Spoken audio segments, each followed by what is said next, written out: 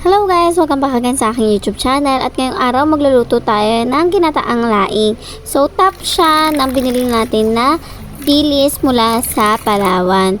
So ito na nga, hinarvest natin yung mga ating lapa or laing. Then, ang ginawa natin guys ay hinimay-himay natin yung mga dahon at binalatan natin yung tangkay nito. After nun ay huhugasan nyo siya at ilalaga para lumambot. So, ganun lang yung process guys para hindi makati yung laing kapag kinain natin. So, ito, papakuluan lang natin siya dito hanggang lumambot. So, sa aking lagay at sa aking experience, ang pagpapakulo ng laing ay umaabot ng 20 minutes guys para talagang malambot na talaga yung mga dahon at saka tangkay nito. Then, magprepare din tayo ng bawang at saka luya. So, ito yung recipe ko guys. Yung iba sinasamahan din naman nila ng sibuyas. Pero, sa akin kasi, ito lang yung available nating ingredients. Kaya, pagkakasyahin na lang din natin. Then, for gata naman, kokomama yung gamit nating gata. Dahil malaya tayo sa palengke. So, ito na lang yung binibili ko. After 20 minutes guys, ay lumambot na ito ating laing. Ang gagawin natin dito ay pipigaan natin ito. So, para matanggal yung mga tubig at saka syempre para mawala na din yung kate ng ating laing.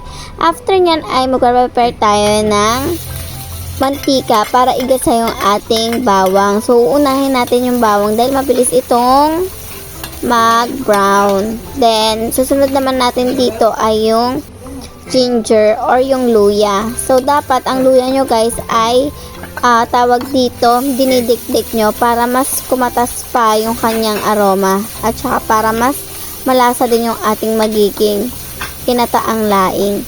So, ayan lang guys. After natin maigisa ang ating bawang at saka yung luya, ilalagay na natin yung ating kokomama gata.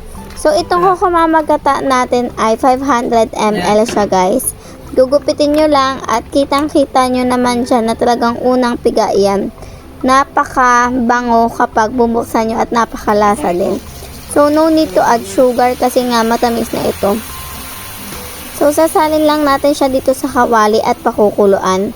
After ilang minuto ay kukulo na to. Syempre, kapag pinakulo niya ito, dapat low heat lang. Then, halu-haluin nyo para hindi masunog sa ilalim. Ganyan lang guys yung ginagawa natin para maglabas pa ng aroma at saka lasa yung ating luya. At para masarap din itong ating laing. So after nyan, ilang minuto ay kumulo-kulo na, ilalagay na natin itong piniga na laing. So makikita nyo wala na siyang tubig. Ayan, ilalagay na natin siya dito at hahayaan na pakuluan. So for me, ang additional na lasa lang dyan ay naglagay lang ako ng unting patis para mas maging malasa. At saka naglagay na rin tayo ng sili. So hindi ko na naipakita dito sa video pero naglagay tayo guys nun para mas masarap yung ating laing. At saka syempre, 'di ba, kapag sa laing mas masarap talaga yung maanghang. Ganito lang guys ang simpleng pagluluto ng laing.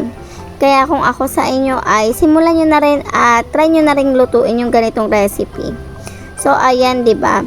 Wala tayong ibang hinalo diyan kundi natural ingredients lahat except nga dun sa ating pouch gata. After nyan, ilang minutes, slow heat lang yung gagawin nyo kasi luto naman din yung laing at saka para hindi masunog. Unti-unti lang natin itong papakuluan at mamaya-maya itatapping sa natin itong ating isda na galing sa Palawan. So, masarap itong isda na to kasi malasa na din siya. Makakapag-add ng lasa itong isda na to dito sa laing natin. So, ayun guys. Ganito lang kasimple gumawa ng ginataang laing at hoping na nasayahan kayo sa aking video at may natutunan kayo kung paano magluto. So, sana ay suportahan nyo ang aking channel. Bye-bye!